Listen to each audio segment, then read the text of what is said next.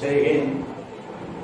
ધોરણ 10 વિદ્યાર્થી ભાઈઓ અને બહેનો, આપણે આગળના પીરિયડની અંદર ક્લાસ નંબર 8 ની અંદર તમને ત્રણ બિંદુઓના યામ આપેલા હોય એની પરથી ત્રિકોણનું ક્ષેત્રફળ શોધવાના દાખલાઓ જોયા હતા.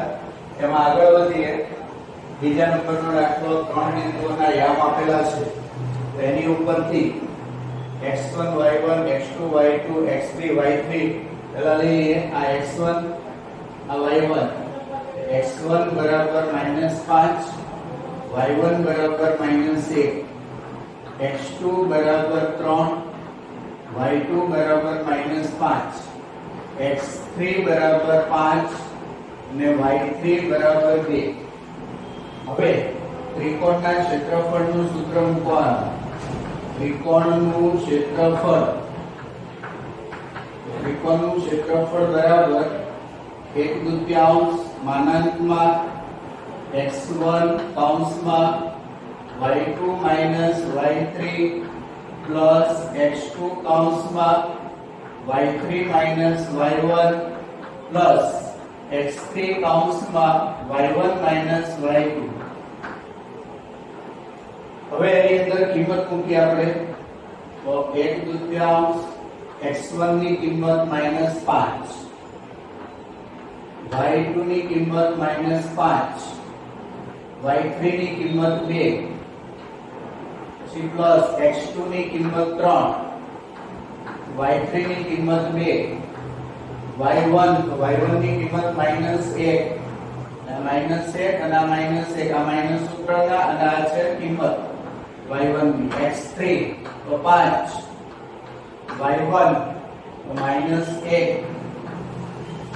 y2 તો -5.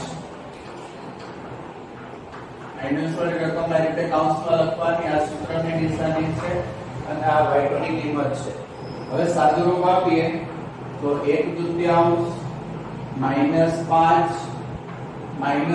ને -2 સરખી નિશાની એટલે સરવાળો મોટા પદનું ચિહ્ન +3 માઈનસ પ્લસ થાય એટલે +1 ગણવાના, +1 અને 2 એટલે 3, પછી 5 માઈનસ પ્લસ થાય એટલે 5 છે. 5 માંથી 1 બાદ કરો એટલે 4 થાય. ત્યાર પછી 1/2 માનાંકમાં 2 વાર માઈનસ હોય તો જવાબ પ્લસ માં આવે. 7 × 35, 3 × 3 એટલે 9, 5 × 4 એટલે 20. તો 1/2 માનાંકની અંદર 35, 9 અને 20 નો સરવાળો તો 5 ને 9 14, 14 નો 4 વધી પડી 1 ને 3 4, 4 ને 2 6. માનાંક છોડીએ પ્લસ હોય તો કઈ ફરક નહીં પડે, પ્લસ જ રહેશે. અને જો અહીંયા માઈનસ હોય તો પ્લસ થઈ જાય. તો અહીંયા છેદ ઉડીએ 32 × 64 એટલે 32 ચોરસ એકમ. આ આપેલ ત્રિકોણનું ક્ષેત્રફળ થઈ જશે. આવી રીતે ત્રણ બિંદુના યામ હોય તો ત્રિકોણનું ક્ષેત્રફળ શોધી શકાય. ત્યાર પછી પ્રશ્ન નંબર 2, નીચે આપેલા બિંદુઓ સમરેખ હોય તો પ્રત્યેકમાં k ની કિંમત શોધો. જો ત્રિકોણ હોય તો આવી રીતે બિંદુઓ હોય તો a બિંદુના યામ, b બિંદુના યામ અને c બિંદુના યામ આપેલા હોય આ રીતના તો આ સૂત્ર મૂકવાથી મળી જાય. પરંતુ જો આ બિંદુ અહીંયા હોય, x1 y1 બિંદુ અહીંયા હોય તો આ ત્રણ બિંદુ એક લાઈનમાં થઈ ગયા. એક લાઈનમાં થઈ જાય તો ત્રિકોણ મળે નહીં. ત્રિકોણ ન મળે તો કેવા થાય? સમરેખ થાય. તો અહીંયા આપણને બિંદુઓ સમરેખ છે. એટલે બિંદુઓ સમરેખ હોય તો પણ આપણે ત્રિકોણનું ક્ષેત્રફળ મૂકી શકીએ, પણ ક્ષેત્રફળમાં 0 લેવાનું. કારણ કે એક જ લાઈનમાં હોય ત્રણેય બિંદુઓ, તેનું ક્ષેત્રફળ મળે નહીં. ક્ષેત્રફળ મળે નહીં એટલે કે ક્ષેત્રફળ 0 હોય. તો અહીંયા પણ x1 y1 x2 y2 x3 y3 નક્કી કરી લઈએ. x1 બરાબર 7, y1 બરાબર -2, x2 બરાબર 5, y2 બરાબર 1, x3 બરાબર 3 અને y3 બરાબર k. બરાબર, પહેલા બિંદુના યાદ x1 y1, x2 y2, x3 y3. હવે બિંદુઓ સમરેખ છે, બિંદુઓ સમરેખ છે, તેથી તેનું ક્ષેત્રફળ, તેથી ત્રિકોણનું ક્ષેત્રફળ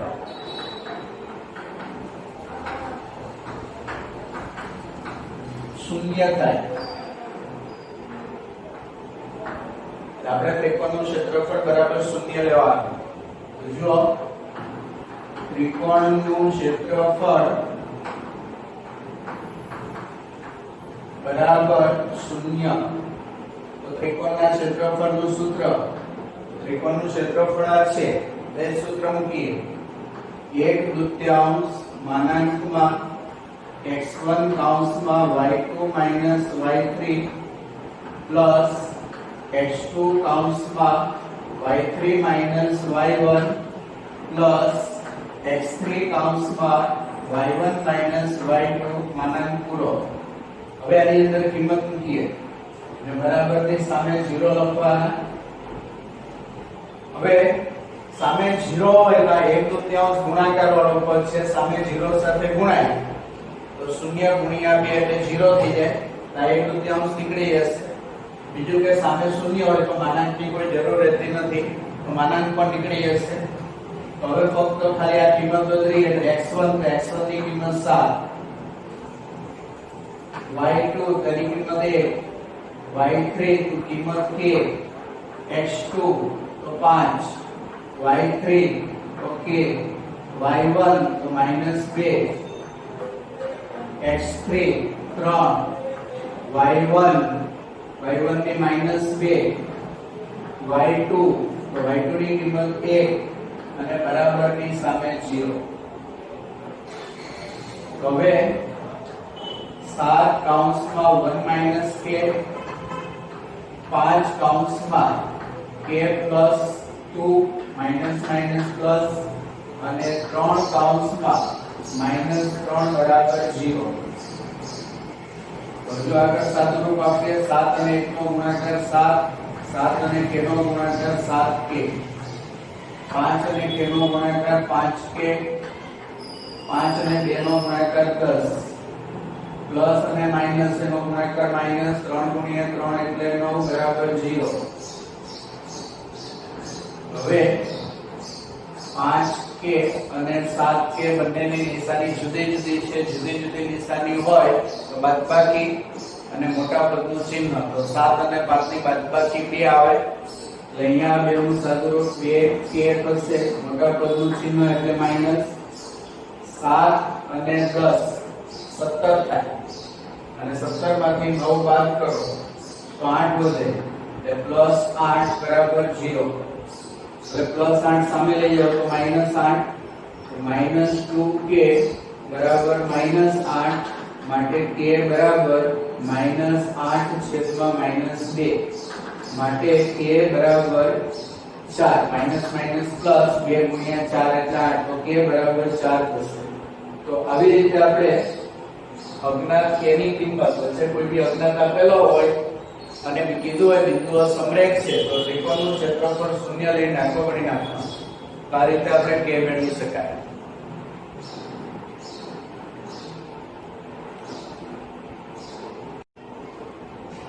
ચાલો તો હવે k શોધવા માટે બીજો જોઈએ દાખલો. 3 બિંદુઓ આપેલા છે, 3 બિંદુઓ સમરેખ છે એવું કીધું છે અને અજ્ઞાત k ની કિંમત શોધવાની છે. તો પહેલા x1 y1 નક્કી કરી લઈએ. તો x1 બરાબર 8, y1 બરાબર 1, x2 તો k, y2 -4, x3 2, y3 -5. હવે આપણે क्षेत्रफळ शून्य થાય કારણ કે ત્રણે ત્રણ બિંદુઓ સમરેખ છે આપેલા ત્રણેય બિંદુઓ સમરેખ છે તેથી ત્રણેય બિંદુઓથી રચાતા ત્રિકોણનું ક્ષેત્રફળ શૂન્ય થાય માટે ત્રિકોણનું ક્ષેત્રફળ બરાબર 0 ત્રિકોણના ક્ષેત્રફળનું સૂત્ર 1/2 માનાંકમાં x1 કૌંસમાં y2 માઈનસ y3 x2 કૌંસમાં y3 minus y1 plus x3 કૌંસમાં y1 માઈનસ y2 માનાંક પૂરો બરાબર 0 બરાબર કે સામે 0 હોય તો 1/2 સામે જાય એટલે 0 ગુણ્યા 2 થઈ જાય એટલે 0 અને 0 હોય તો માનાંકનો કોઈ મતલબ રહેતો નથી તો x1 ની કિંમત 8 y2 તો y2 ની કિંમત -4 y3 તેની કિંમત -5 કૌંસ પૂરો પછી પ્લસ x2 તો x2 ની કિંમત 1 y3 તો y3 ની કિંમત -5 y1 તો y1 ની કિંમત 1 x3 તો x3 ની કિંમત 2 y1 તો y1 ની કિંમત 1 પછી y2 તો y2 ની કિંમત -4 માનાંક પૂરો માનાંક તો લેવાનો નથી હવે એટલે બરાબર 0 કિંમત ચેક કરી લ્યો x1 એટલે 8 x2 એટલે 1 x3 એટલે 2 અને ક્રમમાં આવે x1 છે એટલે 2 અને 3 આવે 2 હોય તો 3 અને 1 આવે 3 હોય તો 1 અને 2 આવે અંદરની કિંમત પણ y2 -4 y3 -5 y3 -5 y1 તો 1 પછી y1 1 અને y2 -4 સાચું રૂપ આપીએ અહીંયા માઈનસ માઈનસ પ્લસ 8 કૌંસમાં -4 પ્લસ 5 k કૌંસમાં -6 પ્લસ 2 કૌંસમાં 1 પ્લસ 4 બરાબર 0 તો 5 માંથી 4 બાદ કરો તો એક મોટા પદનું ચિહ્ન એટલે +1 k અને -6 એનો ગુણાકાર -6k પછી પ્લસ 2 5 અને 4 ને 1 5 5 અને 2 નો ગુણાકાર 10 એક સ્ટેપ વધારીએ તો 2 કૌંસમાં 5 બરાબર 0 તો 8 અને 1 નો ગુણાકાર 8 -6k 2 અને 5 નો ગુણાકાર 10 બરાબર 0 -6k 10 ને 8 18 થાય તો +18 બરાબર 0 18 સામે જાય -6k બરાબર -18 તો k બરાબર -18 છેદમાં -6 માટે k બરાબર 3 6 તરી 18 થાય એટલે k બરાબર 3 તો આ રીતે આપણે k ની કિંમત મળી જશે ત્યાર પછી પ્રશ્ન નંબર 3 જેના 0 બિંદુઓ 0 -1 2 1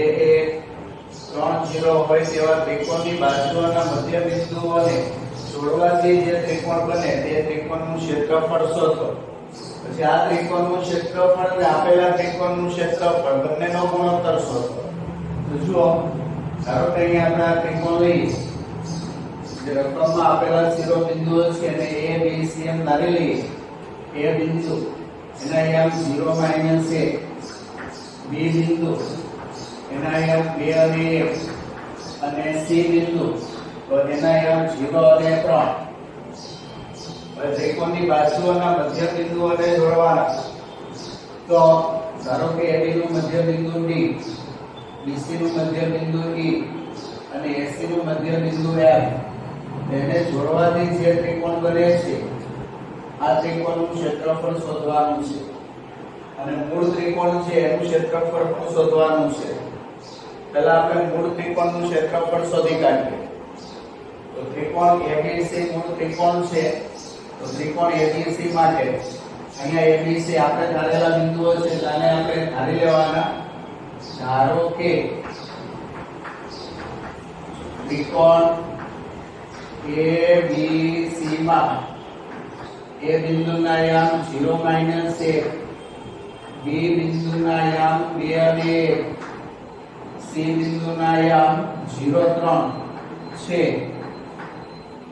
D એ AB નું, E એ BC નું અને F એ AC નું મધ્ય બિંદુ છે. હવે આપણે ત્રિકોણ ABC માટે લઈએ. તો ત્રિકોણ ABC માટે x1 y1 એટલે કે x1 બરાબર 0, y1 બરાબર -1, x2 બરાબર 2 અને y2 બરાબર 1, x3 y3 x3 3, x3 0 અને y3 3. હવે એનું ક્ષેત્રફળ શોધીએ. તો ત્રિકોણ ABC નું ક્ષેત્રફળ બરાબર 1/2 માનાંકમાં x1 કૌંસમાં y2 - y3 પ્લસ x2 કૌંસમાં y3 - y1 પ્લસ x3 કૌંસમાં y1 - y2 કૌંસ પૂરો માનાંક પૂરો. હવે કિંમત મૂકીએ તો 1/2 x1 ની કિંમત તો 0, y2 ની કિંમત 1, y3 ની કિંમત 0, x2 એની કિંમત 2, y3 ની કિંમત 0, y1 ની કિંમત -1, x3 ની કિંમત 0, y1 ની કિંમત -1 અને y2 ની કિંમત 1. કૌંસ પૂરો માનાંક પૂરો. તો 1/2 માનાંકની અંદર 0 ગુણ્યા કોઈ પણ રકમ હોય એટલે 0 એટલે પહેલું પદ 0 થઈ જાય. આ માઈનસ માઈનસ પ્લસ થાય પ્લસ 1, 0 અને પ્લસ 1 નો સરવાળો પ્લસ 1 થાય. એટલે 2 અને કૌંસની અંદરનું પદ છે એનું સાદુરૂપ 1 આવે. 2 અને 1 નો ગુણાકાર 2. પછી -2 અને આ 0 એનો ગુણાકાર 0 માનાંક પૂરો. તો 1/2 માનાંકની અંદર 2 માનાંક છોડી નાખીએ તો 2/2 એટલે 1 ચોરસ એકમ. આ તમારે ત્રિકોણ ABC નું ક્ષેત્રફળ થયું. હવે આપણે ત્રિકોણની બાજુઓ છે એના મધ્ય બિંદુને જોડવાથી જે ત્રિકોણ બને એ ત્રિકોણનું ક્ષેત્રફળ શોધવું છે. તેના માટે D, E અને F ના યામ જોઈએ. તો સૌથી પહેલા આપણે એ યામ મેળવીએ.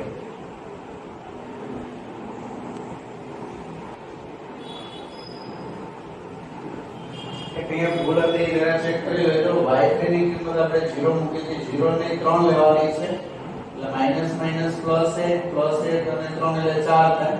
અને 4 ગુણ્યા 2 એટલે 8 એટલે અહીંયા 8 આવે. 1/2 ગુણ્યા 8 એટલે 4 આવશે.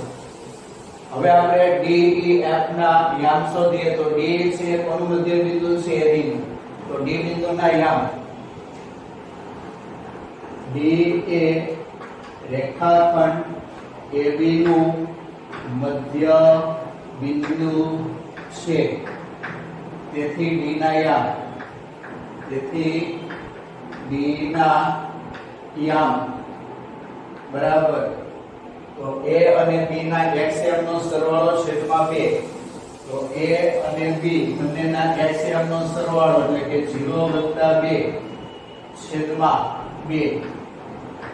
ym નો સરવાળો -1 + 1 -1 + 1 બંનેનો સરવાળો છેદમાં 2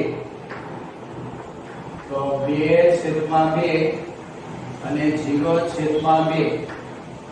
2/2 એટલે 1 0/2 એટલે 0 તો આ ડી બિંદુના યામ આવી જ રીતે E BC નું મધ્ય બિંદુ છે E એ રેખાખંડ BC નું મધ્ય બિંદુ છે તેથી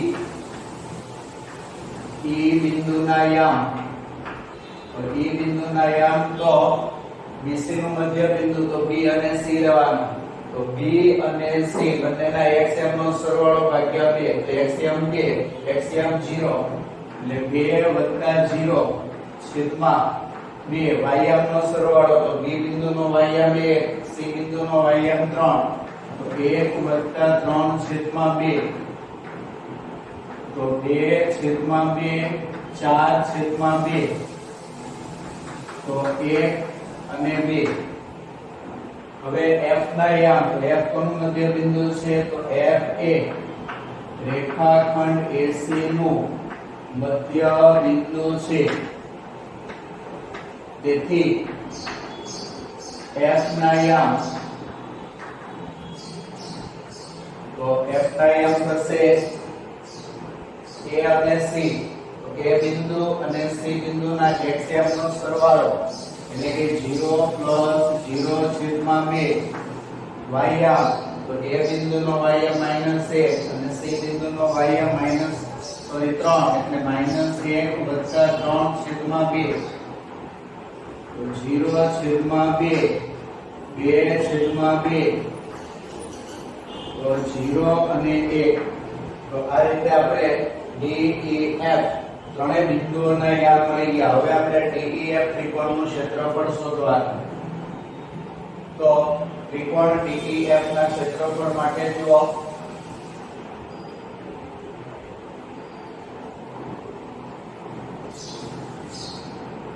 આપણે DEF ના યામ મેળવી લીધા હવે આપણે ત્રિકોણ DEF નું ક્ષેત્રફળ તો x1 x2 y1 y2 x3 y3 તો એ રીતે આપણે લખી નાખ્યા પછી DEF નું ક્ષેત્રફળ તો સૂત્ર મૂકી દીધું અને x1 x2 x3 y1 y2 y3 આ બધી કિંમતો આમાં જોઈને મૂકી દેવાની કિંમતો મુકાઈ ગયા પછી સાદુરૂપ આપવાનું તો સાદુરૂપના અંતે તમને જવાબ એનો 1 મળે છે ત્રિકોણ DEF નું ક્ષેત્રફળ 1 થયું હવે તમને જોડવાથી બનતો ત્રિકોણ એટલે કે DEF અને મૂળ ત્રિકોણ આપેલ ત્રિકોણ એટલે ABC આ બેના ક્ષેત્રફળનો ગુણોત્તર શોધવાનો છે તો જુઓ ત્રિકોણ DEF નું ક્ષેત્રફળ છેદમાં ત્રિકોણ ABC નું ક્ષેત્રફળ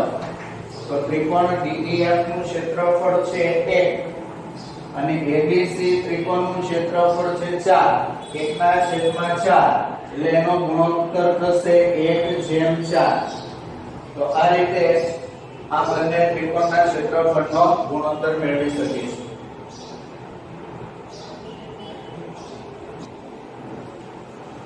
ચલો હવે પ્રશ્ન નંબર 4 એક ચતુષ્કોણના ક્રમિક શિરોબિંદુઓ -4 -2 -3 -5 3 -2 2 અને 3 હોય તો તેનું ક્ષેત્રફળ શોધો હવે ત્રિકોણનું ક્ષેત્રફળ શોધવાનું સૂત્ર ખબર છે ચતુષ્કોણનું નથી ખબર પણ ધ્યાન આપો ચતુષ્કોણ આપણે A B C એમ નામ આપી દઈએ A B C D અને ચતુષ્કોણ દોરીને A B C D ના યામ લખી નાખીએ વચ્ચે આપણે અહીંયા વિકર્ણ AC જોડી દઈએ તો અહીંયા બે ત્રિકોણ બની ગયા હવે આ ત્રિકોણ છે ત્રિકોણનું ક્ષેત્રફળ આપણે શોધી કાઢવાનું આ ત્રિકોણ છે ADC એનું ક્ષેત્રફળ શોધી કાઢવાનું પછી બંનેનો સરવાળો કરો એટલે આખા ત્રિકોણનું ચતુષ્કોણનું ક્ષેત્રફળ મળી જશે તો ત્રિકોણ ADC નું ક્ષેત્રફળ તો તમારે A B અને C બિંદુ થાય x1 y1 x2 y2 x3 y3 તો એ પ્રમાણે લખી નાખવાના સૂત્ર એટલે જ આવે એમાં કિંમત આ બધી મૂકી દો અને સાદુરૂપ આપો તો એનું ક્ષેત્રફળ 10.5 ચોરસ એકમ આવશે ત્યાર પછી આ બાજુનો ત્રિકોણ લેવો तो आ x1 y1 आ x2 y2 आ x3 y तो x1 y1 માઈનસ 4 માઈનસ 3 પછી x2 y2 તો 2 અને 3 x3 y3 તો 3 અને માઈનસ 2 સૂત્ર એનું એ જ આ કિંમતો મૂકી દો આની અંદર સાદું રૂપ આપી દો તો 17.5 આવે તો પહેલા ત્રિકોણનું ક્ષેત્રફળ 10.5 આ ત્રિકોણનું ક્ષેત્રફળ 17.5 તો બેનો સરવાળો કરો તો 28 ચોરસ એકમ થશે તો આવી રીતે ચતુષ્કોણનું ક્ષેત્રફળ મેળવી શકાય પણ એમાં બેઝ તો ત્રિકોણનો જ આવશે ત્રિકોણનું ક્ષેત્રફળ શોધવાનું પછી બે ત્રિકોણનો સરવાળો કરો એટલે આખા ચતુષ્કોણનું ક્ષેત્રફળ મળી જશે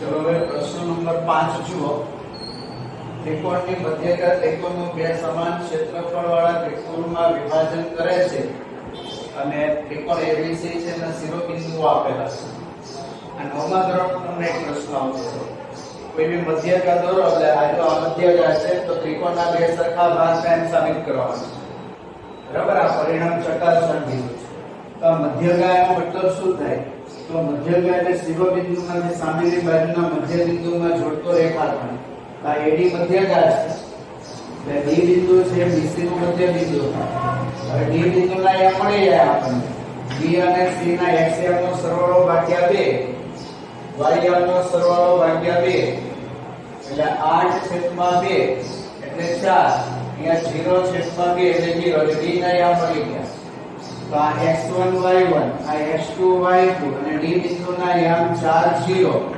એટલે x3 y3 તો x1 y1 x2 y2 x3 y2 સૂત્ર એનું એ જ આવે છે એમાં કિંમત મૂકી દઈએ x1 y1 x2 y2 x3 y3 આ બધી કિંમતો મૂકીને સાદું રૂપ આપો તો એનું ક્ષેત્રફળ 3 ચોરસ એકમ આવે છે બરાબર ત્યાર પછી આ બાજુનો ત્રિકોણ લેવાનો આ x1 y1 x2 y2 x3 y3 બરાબર A B અને C A બિંદુ D બિંદુ અને C બિંદુ આ x1 y1 x2 y2 x3 y3 સૂત્રનું એ છે x1 કૌંસમાં y2 y3 x2 કૌંસમાં y3 y1 x3 કૌંસમાં y1 y2 બરાબર આ બધી જ કિંમતો આમાં મૂકી દો સાદું રૂપ આપો તો એનું ક્ષેત્રફળ જો તો એનું બી 3 આવે છે તેથી કહી શકાય કે ABD નું ક્ષેત્રફળ અને ADC નું ક્ષેત્રફળ સમાન છે તો આ રીતના 5 દાખલાઓ કે આ જ રીતના 5 દાખલાઓ તમને હોમવર્કમાં આપું છું તો એ તમારે કરવાના રહેશે